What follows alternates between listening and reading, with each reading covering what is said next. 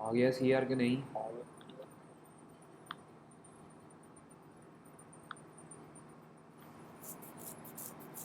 हमारे पास total strength कितनी है इस क्लास की?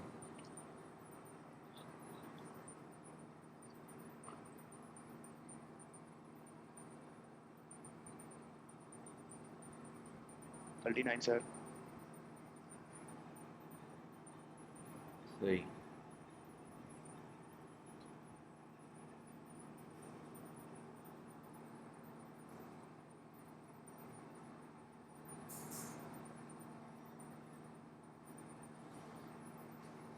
अच्छा, अभी मैंने स्क्रीन शेयर किया आपके साथ? नहीं, अभी नहीं किया।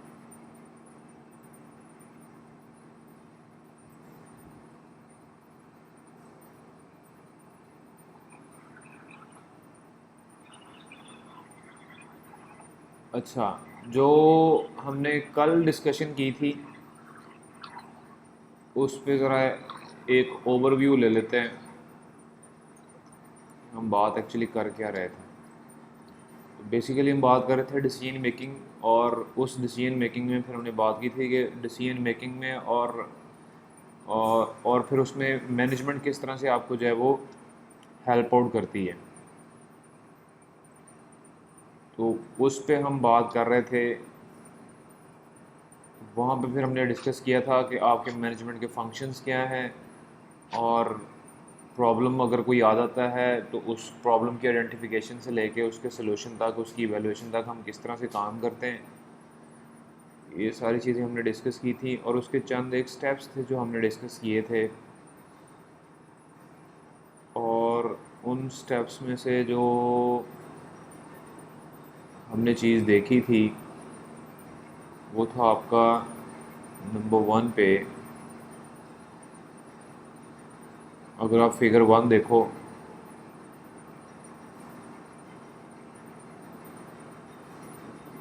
तो आइडेंटिफिकेशन ऑफ प्रॉब्लम था, जिस पे हमने डिस्कस किया लास्ट टाइम।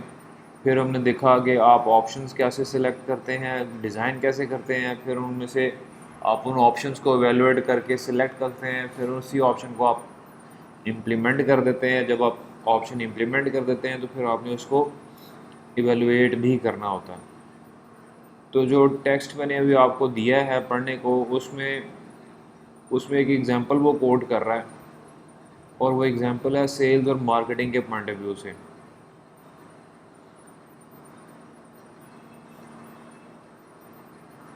ये देखें, नज़र आ रहा है आपको?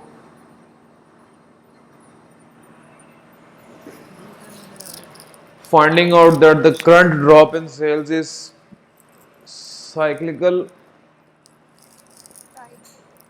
may actually be the end of decision making process, as there is really nothing that can be solved in that case. The sales will rebound anyway, and once the period is of the cyclical drop is over. तो basically जो example यहाँ पे code की गई है वो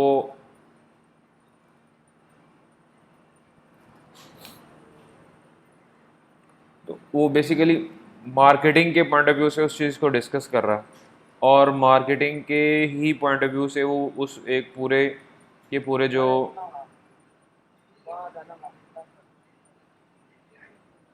या I would recommend you कि आप सब लोग अपने माइक ऑफ कर लें प्लीज़, अपने माइक्स म्यूट कर लें प्लीज़।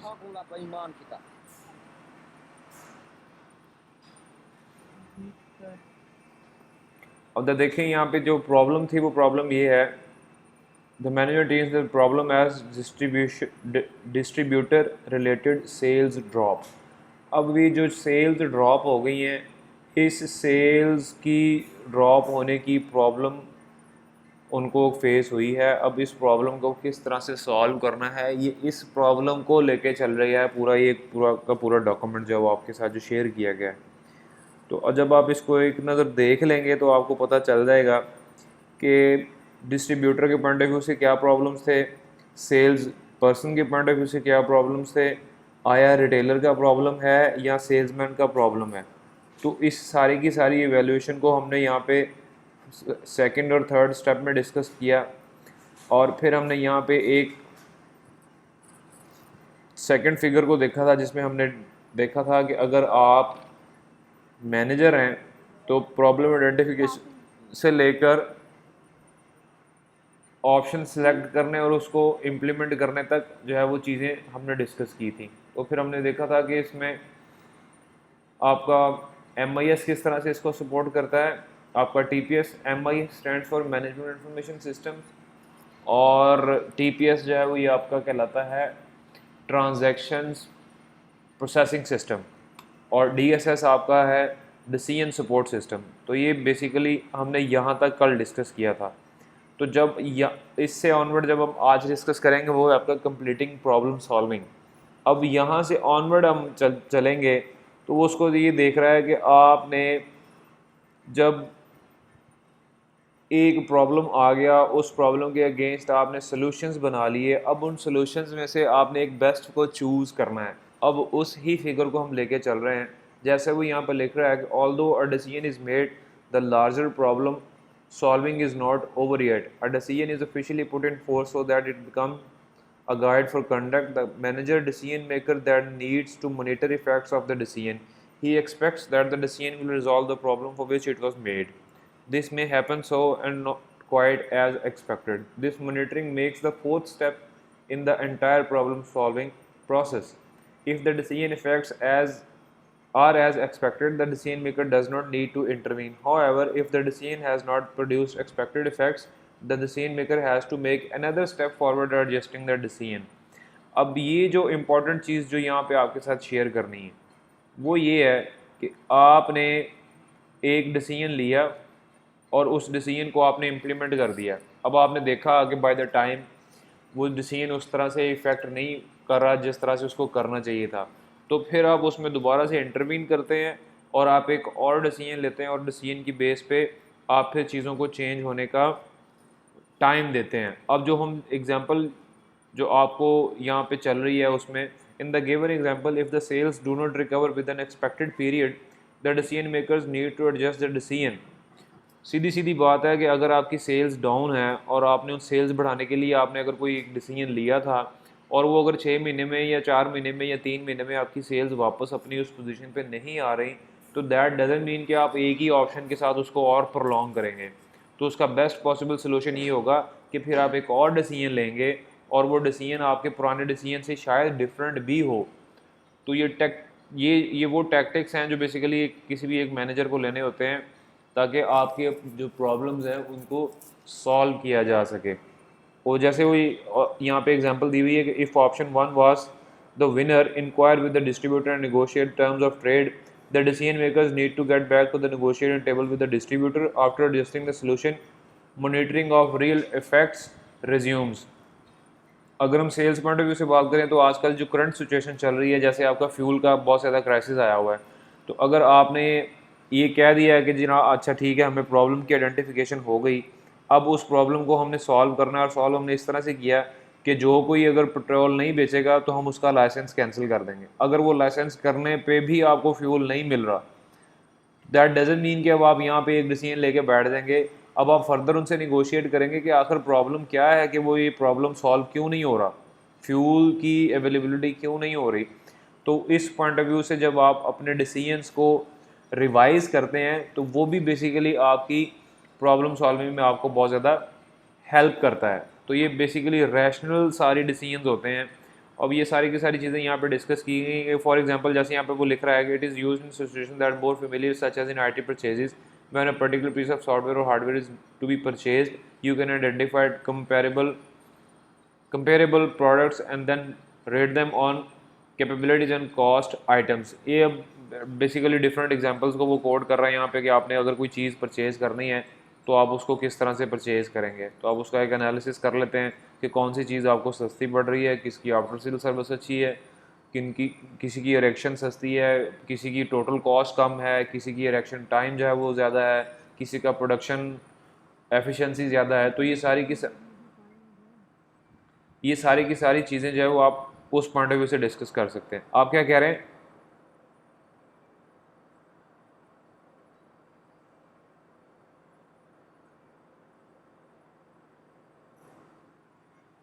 अच्छा, तो मैंने कहा ये डीएसएस के पॉइंट ऑफ व्यू से तो आप स्टार्ट हो रहे हैं, उससे पहले हम किस पॉइंट ऑफ व्यू से पढ़ रहे थे सर? ये पहले हम पढ़ रहे थे आपका MIS के पॉइंट ऑफ व्यू से, जहाँ पे आप चीज़ों को डिसीजन लेते हैं सिर्फ और सिर्फ मैनेजमेंट की बेस पे। अब अभी तक हमने इंफॉर्मेशन सिस्टम की बात नहीं की, क्योंकि अभी तक जो भी हमने एग्जांपल कोड की है उसमें किसी भी किस्म का कोई IT रिलेटेड कोई चीज़ नहीं डिस्कस हुई है। फ्रॉम नाउ ऑनवर्ड्स अब यहाँ पे डिसीजन सपोर्ट सिस्टम जब हम अप्लाई करेंगे तो उसमें फिर पता चलेगा कि आपको IT किस तरह से हेल्प करती है। देखें, मैंने अभी यहाँ पे अभी आपको जो साथ चीज़ शेयर की थी वो यही थी, ये देखें, process of rational decision making. अब ये रैशनल डिसीजन मेकिंग बेसिकली करता कौन है? ये आपकी मैनेजमेंट करती है। प्रॉब्लम ये है कि अभी तक आपने नोट्स पढ़े नहीं हैं, तो जब आप नोट्स को पढ़ लेंगे तो फिर आपको समझ आ जाएगी। ये जो चीज़ हम डिस्कस कर रहे हैं that is basically the decision making on based of management और रैशनल डिसीजंस। अब यहाँ से ऑनवर्ड जो चीज़ डिस्कस करेंगे वो आपके हैं डिसीजन सपोर्ट सिस्टम, और इसके बाद आपके पास यहाँ पे आएगा मॉडल ड्रिवन DSS, ऐसे डिसीजन सपोर्ट सिस्टम्स जो मॉडल के पे बेस कर रहे हैं। और फिर इससे आगे है डाटा ड्रिवन DSS, कि वो ऐसी चीज़ें जो आपकी डाटा पे बेस कर रही हैं। तो ये सारी की सारी बेसिकली चीज़ें आपकी इंफॉर्मेशन सिस्टम से रिलेटेड हैं, जिनको अभी हम डिस्कस करेंगे। तो डिसीजन सपोर्ट सिस्टम बेसिकली क्या है कि when important decisions about organization future have to be made, if the food producer in the discussed example does not put a halt on the dropping sales of certain products, the company revenues may suffer on the long run. अब बात में DSS यहाँ पे क्या आपको help करेगा? DSS serves higher management levels. In the food producer case, the problem was initially addressed by a mid-level manager, but then it was escalated by hierarchy. ये किसका चल रहा है phone?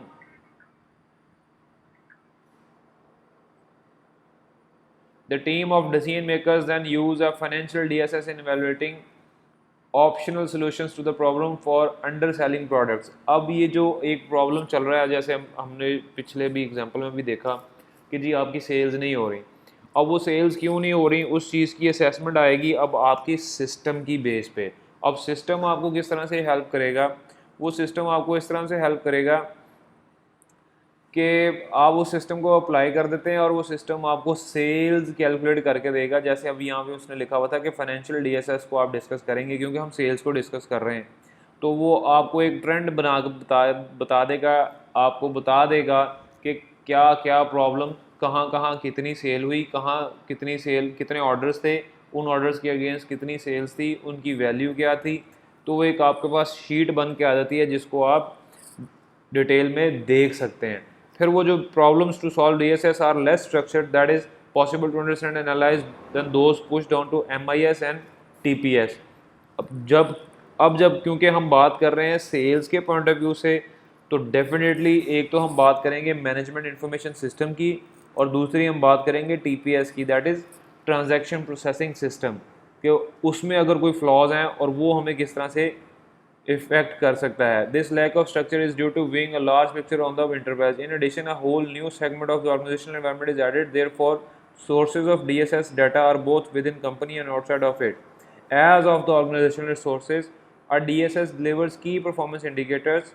Examples are the state of cash flow in whole enterprise, year-to-date summaries, year-to-date breakdown of earnings, expenditures, business hours, purchase and sales, and similar aggregated figures.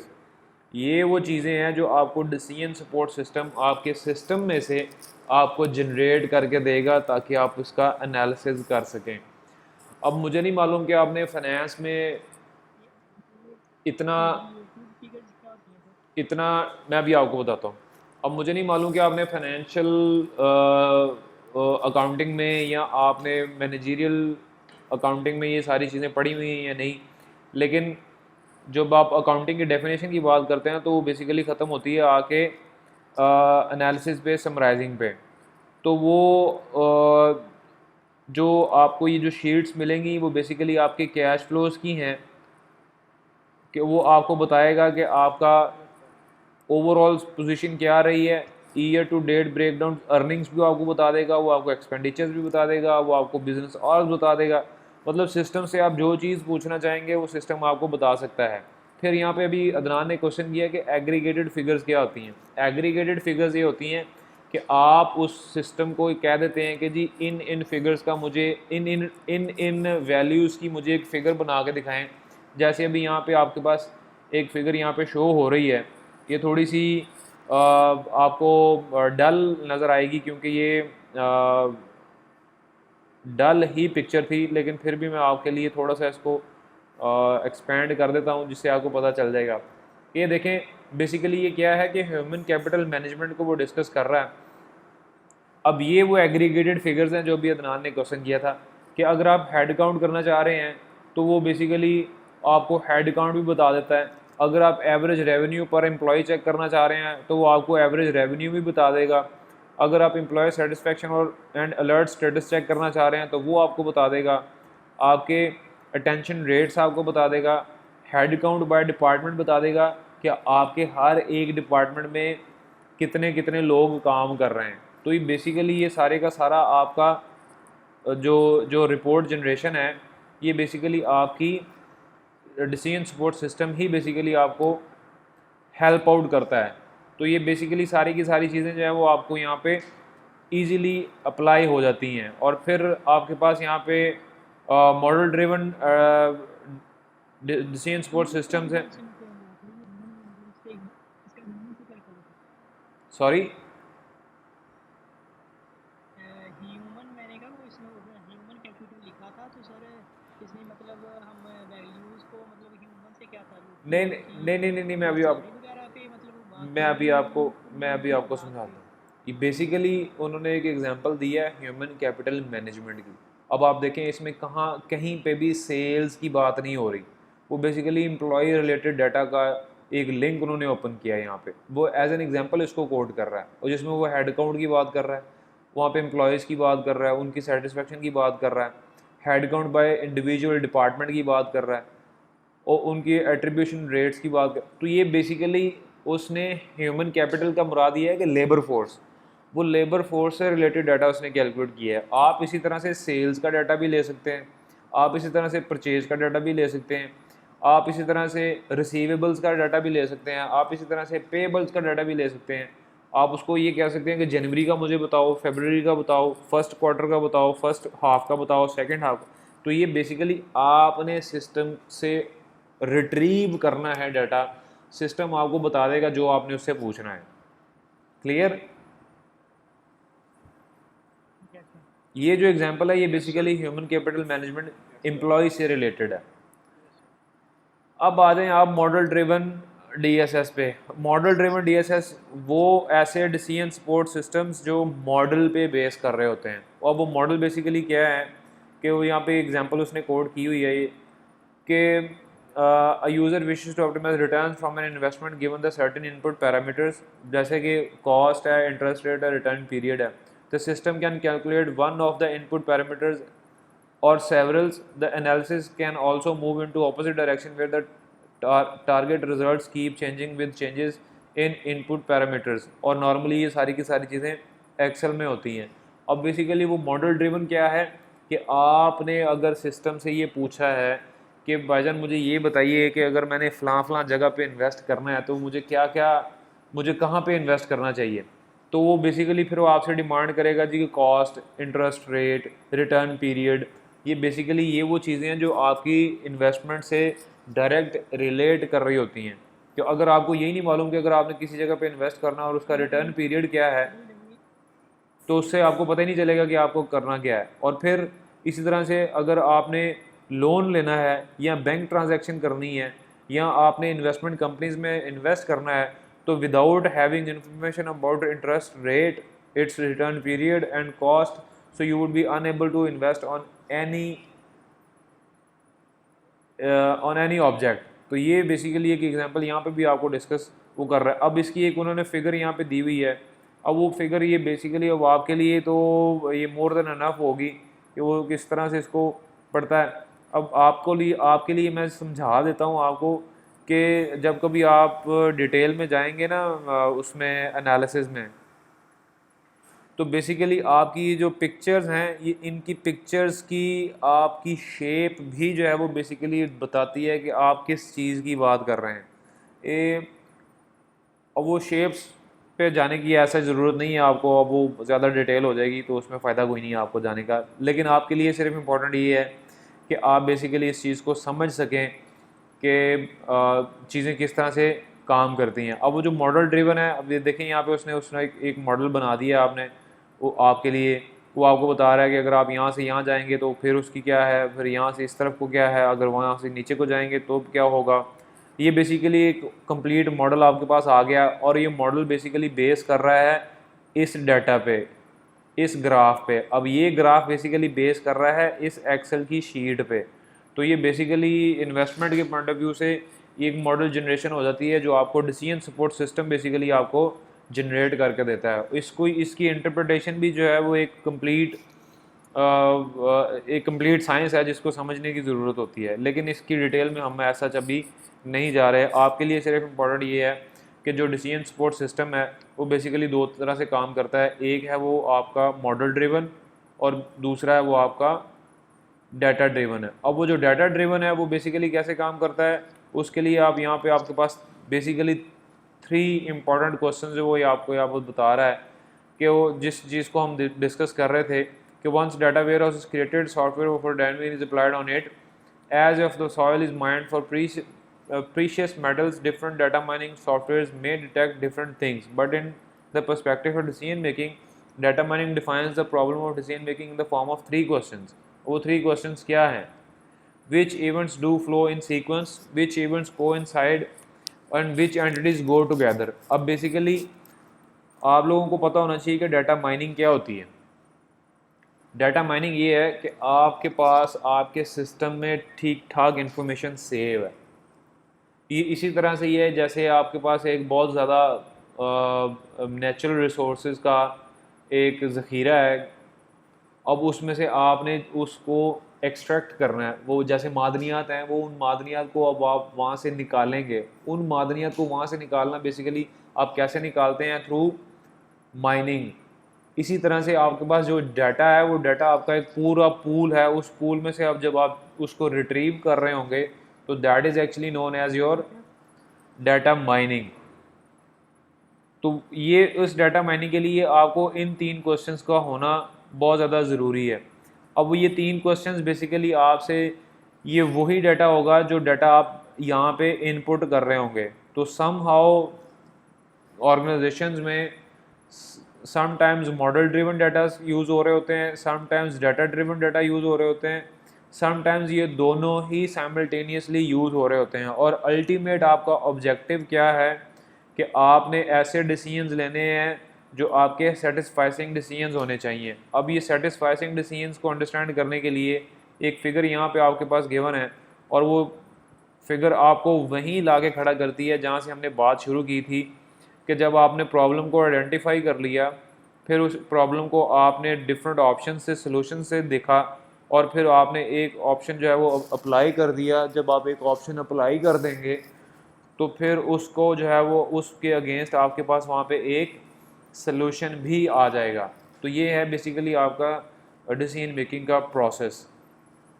और इस चीज़ को understand करने के लिए एक और जो कंप्रीहेंसिव चार्ट जो है वो आपके पास यहाँ पे मैंने एक दिया हुआ है, इसको भी आप एक नज़र देख लें तो आपको समझ आ जाएगी कि बेसिकली ये किस तरह से काम करते हैं। अभी आप देखें यहाँ पे ये बेसिकली 3 कॉलम्स हैं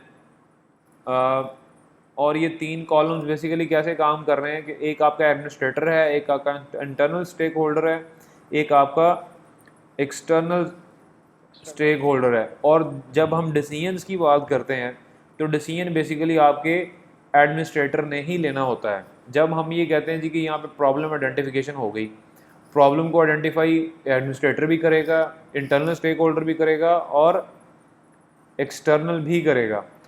अब उसका एक कंप्रीहेंसिव कंप्रोमाइज एक डेफिनेशन बना लेंगे। अब ये जो डेफिनेशन होगी ये बेसिकली इन तीनों प्रॉब्लम्स का एक कंपोजिट होगा। अब उस एक प्रॉब्लम के अगेंस्ट आप डिफरेंट ऑप्शंस बना लेंगे, उन ऑप्शंस को आप डिस्कस भी करेंगे आपके इंटरनल स्टेक होल्डर के साथ भी और एक्सटर्नल के साथ भी। आप फिर ऑप्शंस बनाते हैं, उन ऑप्शंस को आप इम्प्लीमेंट कर देते हैं। उस इम्प्लीमेंटेशन में आपको आपके इंटरनल्स भी सपोर्ट करेंगे और आपके एक्सटर्नल्स भी सपोर्ट करेंगे। जब आप उसको इम्प्लीमेंट करते हैं then there comes a position of evaluation. जब आप उसको इवेलुएट कर देते हैं तो आपके पास दो ऑप्शन आएंगे, या तो वो येस होगा या फिर वो नो होगा। अगर वो येस हो जाता है तो दैट मीन्स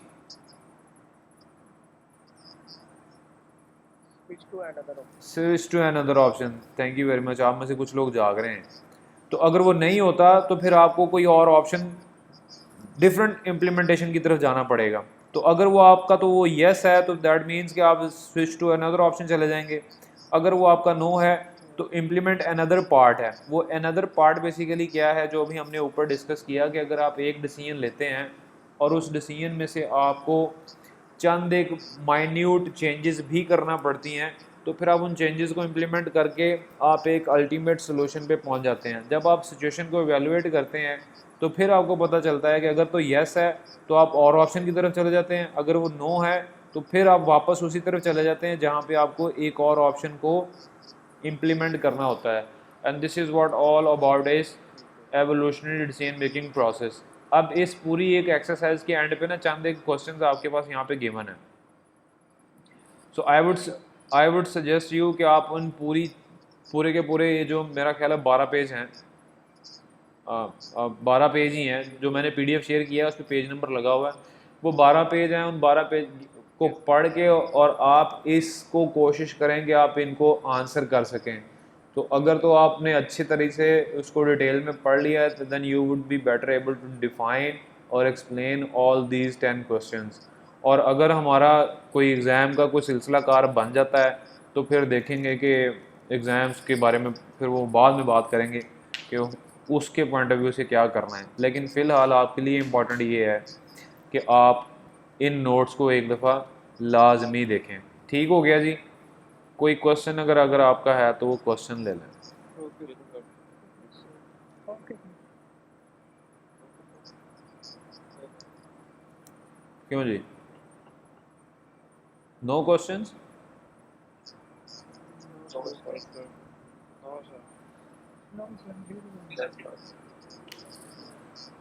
सीआर आप इनकी अटेंडेंस ले रहे हो?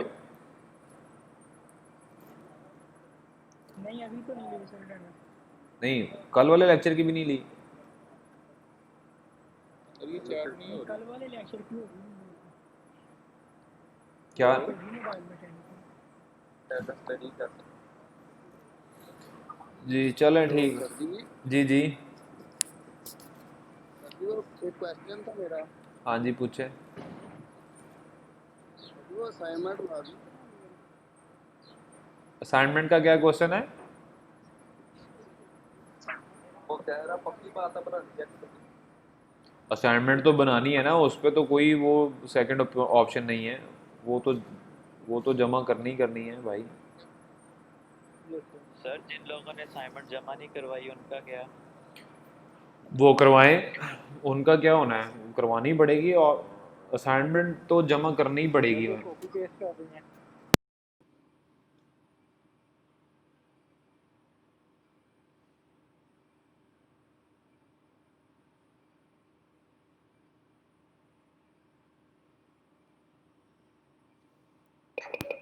भाई कौन आपसे मांगता है भाई कॉपी पेस्ट के लिए?